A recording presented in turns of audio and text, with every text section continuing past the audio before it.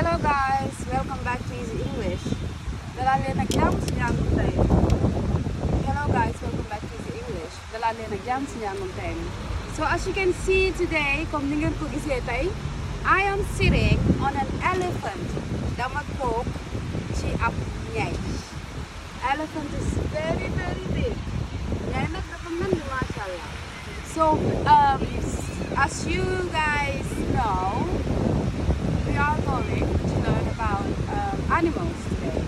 Tey nag dañuy jàng rabu àll yi. So let's start. Nañ commencé. Snake, Jaan, lion, gaynde, tiger, segg, monkey, golo, zebra, mbaamu àll, giraffe, njamala, bird, picc, antelope, kéwal. crocodile. Just sit. So thank you so much for watching guys. Jërëjëf ci seetaan bi. Yooyu nag yenn la woon ci rabu àll yi nga xamante ni jàng nañ ko tey.